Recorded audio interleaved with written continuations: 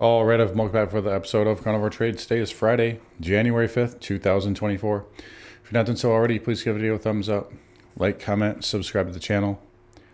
Come find me on carnivoretrades.com for swing trading alerts, analysis, and live day trading. And let's get into it today. So first full week of the year is basically in the books here. We got about 30 minutes left. I don't think there's much consequence as to what happens here in the next 30 minutes. They could save it and bring it back up to 4,700. I don't think that'll happen. Or they could flush it. Either way, I don't really think it's of much consequence. This to me is still just a run-of-the-mill pullback here. Actually, you can even tell right now, there's the VIX down 4% today, right? I know all you guys are waiting, when's Aaron going to turn bearish? Well, we'll get there. But right now, I think that this is, just, again, a run-of-the-mill pullback. By the way, this is... I think I heard earlier somewhere that the triple Qs now had 5 down days in a row for the first time since it's like 2000 or 2002 or something like that. So I don't know. That seems pretty strange. I think we had one in 2022. Maybe it was more than 5 days. Maybe it was 6 days. But either way, pretty good decline. We are coming into this area here. And I do think that we'll get a pretty good relief bounce very shortly. Might be a turnaround Tuesday type situation. Might be a Monday. The last couple of Mondays have been pretty bullish here. But I do think we're getting into that time zone where I've got that penciled in for some type of a pivot here. You can see Apple here. That came under pressure again. More antitrust stuff going on. I mean, the stock's been getting beat up by ratings agencies now. They got the government coming in. But, this coming into 178, you got the 200 MA, 618 area. Pretty good support there. And again, we looked at the Qs a minute ago. You get right into this zone. That's where the buyers are, right? The buyers had to accumulate here to push it up, and that's, usually where it's going to get defended. You also get the 50 moving average. So not really seeing a ton of downside here in the short run. Again, we talked about 465 on the spiders. Green bar low, okay, 464, right? Close enough.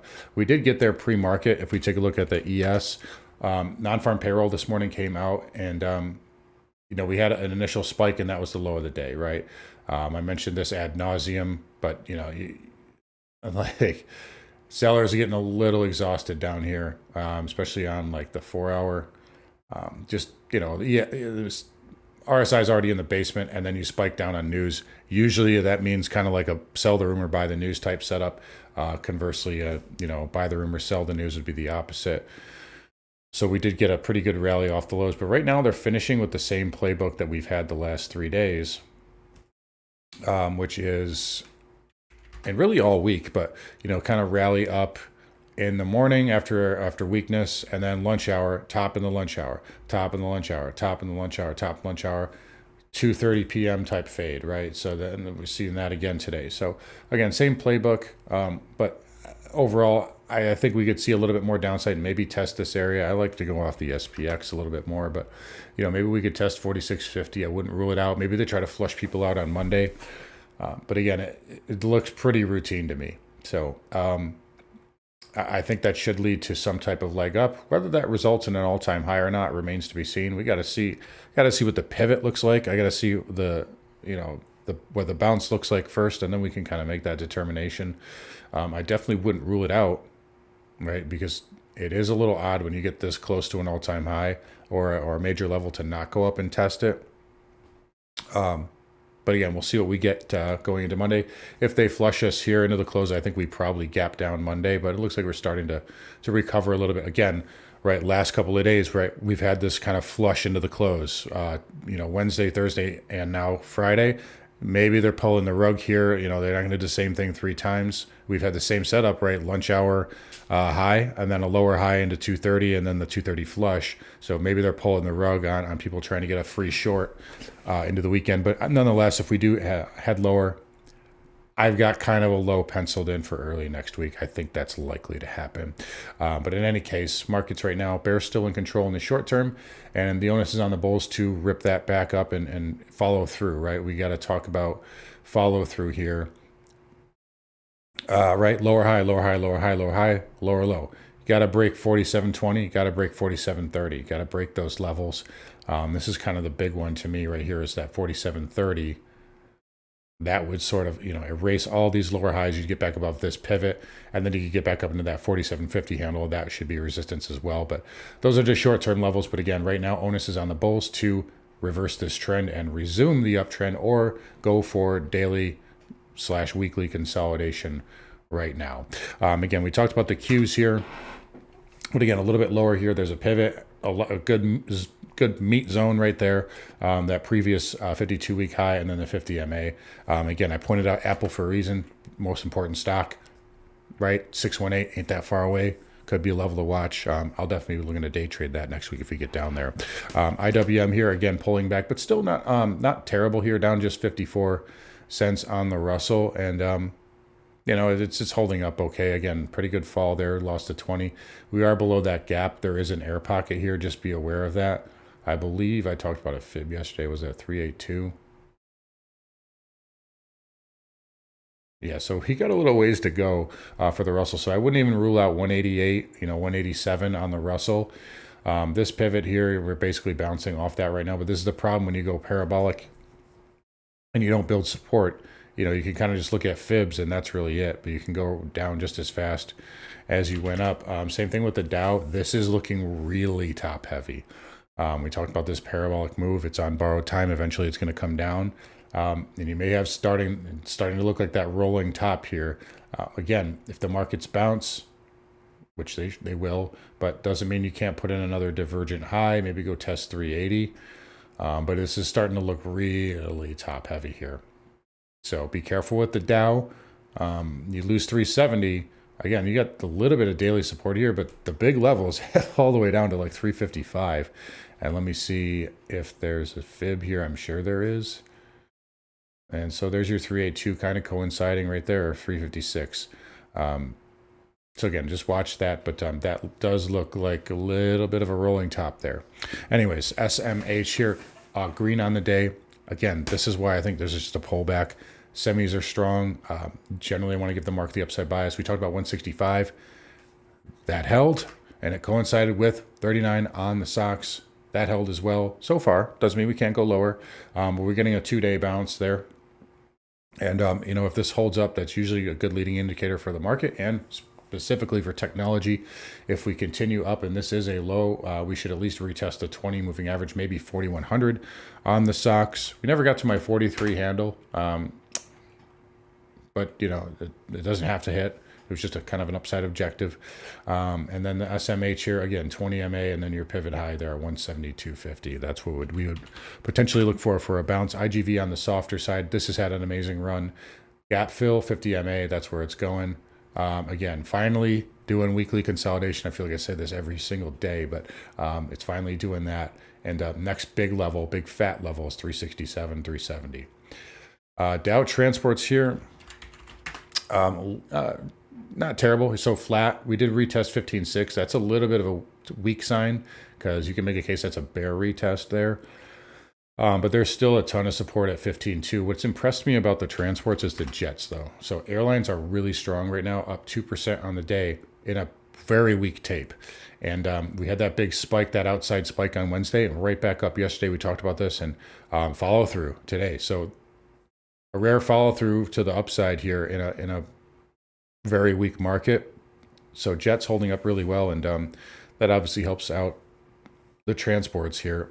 So this can still push up to 2050, believe it or not, if we do, assuming the market cooperates. But again, there's a lot of stocks I've been looking at that are outperforming, but they just get dragged down here by the by the spiders in the mid-afternoon. We top out in lunchtime, and they're doing well in the morning, and then they come back down. But in any case, transports here, 15.6. Short-term resistance, 15.2, a lot of support. Yields here, so we got to talk about yields. Obviously, take a look at the 10-year today. That's the TNX. Big fat doji here. Let me put our moving averages back. Big fat doji. The dollar, we'll talk about too, obviously. Another big fat spinning top.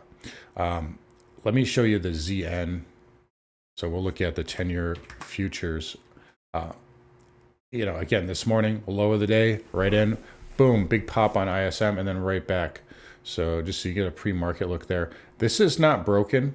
I know it, we had a pretty good sell, And I know the TNX is holding up and it's green, but this is still not broken yet. I still believe that you could have another leg up into this area here, which for the TNX, I know I'm flipping around here a lot, but TNX is right out into this area. Same thing with the 30-year. It's not broken yet, believe it or not, at least on the ZB. So just be aware of that. If we look at the 2-year note, this is not broken either. In fact, the 2-year note actually held up much better, and hopefully I'm not confusing everybody, but the yield, inverse to the note, held up much better than the longer end today. But which is interesting. We talked about this level. I said 4.25 was going to be a big deal, and so far it has not been able to get through that. I could see it going a little bit lower, but that's about it. You guys know my thoughts on this. But anyways, yeah, big fat doji, a lot of indecision there for yields. XHB, again, strong sector. You just can't. I got a sell signal on it the other day, and it just doesn't go down. So right now, it did back test the 20, and little pullback intraday, but this is still really strong. But if it does go down, you got right into this area around 86 and change. VNQ here was lower on the day, but nothing terrible. Little bit of it again, kind of a small spinning top, and you could make a case again. I know I erased that trend line, but you can make a case again that it's still just kind of in a pullback channel, right? It's not like anything horrible. So if it does go down, though, you got to hold 84. Otherwise, you start to slip, and it gets much uglier. XLF still the leader of the pack. I can't believe it's banks. Bank stocks are the new Mag 7 now. But XLF here up 1/3%. BAC, Wells Fargo. I talked about this in the daily video, really all week long. That was your entry right there if you wanted to take it. Bullish inside bar, test candle, 20 MA, and it's getting a pop. BAC, same thing. JP Morgan is a tank. Really overbought into a double top, but this will give you a sell signal. You don't necessarily need to jump in front of it. So, but there's that double top right there. Let's just draw that in. So it's what, 172.96. I think we did pierce it by a few pennies. Yeah, so we did, but yeah, XLF is the powerhouse sector, so go figure. Anyways, KRE here up 1% of the day. That's still okay. And if that finishes above the 20, that can still get to, 56? And KBE here up 1% as well. That can get to 48 and change. And then KBWB, I like this pattern. This looks really strong here.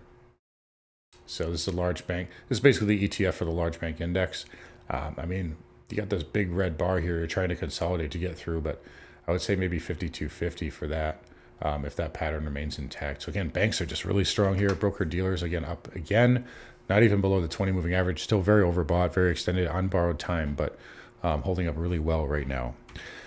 Anyways, crude here also holding up really well.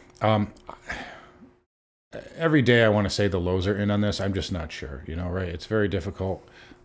It's been a tough trade lately. You can make a case you've even got like a little trend line right here. Do we want to call that an inverse head and shoulders? It's kind of a stretch, right? It's a little steep. There's a little lower trend line. Maybe we could look at that. It's certainly possible. But again, it's in this range here. I do have an upside bias on crude here for probably the next quarter. That does not make it a buy here. It just means that I'm favoring upside. That's all. If I see a buy signal, I'll buy it. But right now, I don't have a good enough entry, but it's acting well. So anyways, XLE is not acting well, down 5 cents. This can't get out of its own way. Engulfing reversal yesterday, and gap up today, gap and crap, and now it's basically at the lows of the day. Could pop up in the next 15 minutes, but that's inconsequential here. I don't know what these want to do here, and I'm just avoiding them. XOP is flat to positive, as is OIH. Again, I'm still avoiding these until they give me a lot more. CCJ still holding up okay. Watch 42. Ooh, looks like we're going to close below. Is that our pivot there? So 42.17. Well, we're above that right now. Let's look on the weekly. Green bar low here is 42.50. That was your breakup bar. So closing below that would be a negative. But it looks like you're going to close above this high. So it's kind of not bad. And look at the trend here. It's very strong. So we'll give CCJ the benefit of the doubt. But it is starting to see that corrective move. I talked about that, maybe in January, and it's starting to pull back a little bit. Just be aware when you go parabolic up, you can go down very fast too. You guys know what I'm going to say about URNM. It's still very strong, and I would not be opposed to it going higher. So Nat Gas was a powerhouse today. Take a look what it did. Erased all of yesterday's move intraday and then came all the way back up.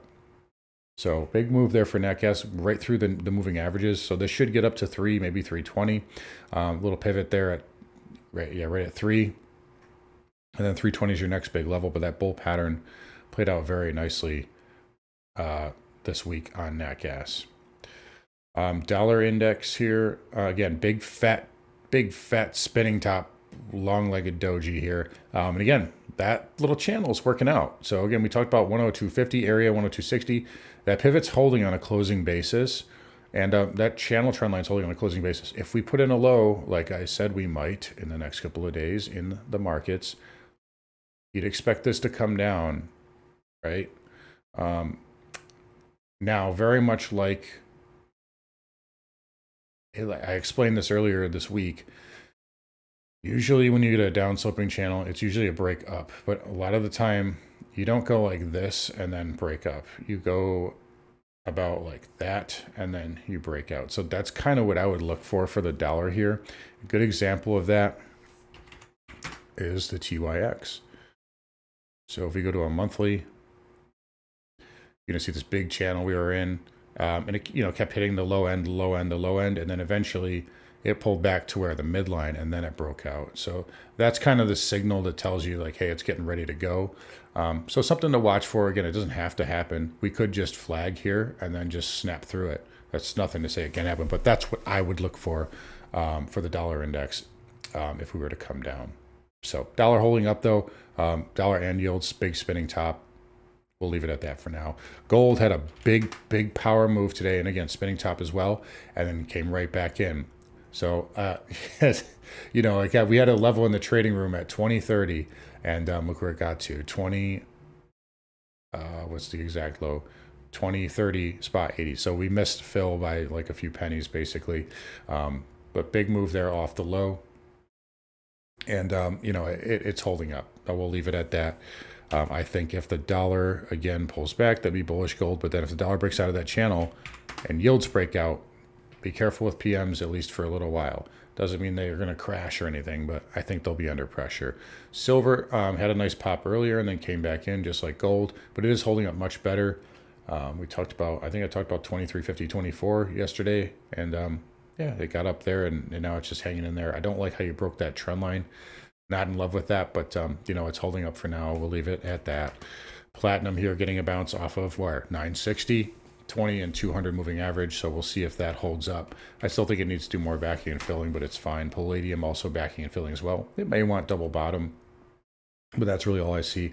Again, this is very, very thin, right? So 1, 2, 3, 4, 5, 6, 7 days up, 3, 6, 9 days down, right? It just overshoots. So you have to be aware of that with palladium, but I still like it down at these levels.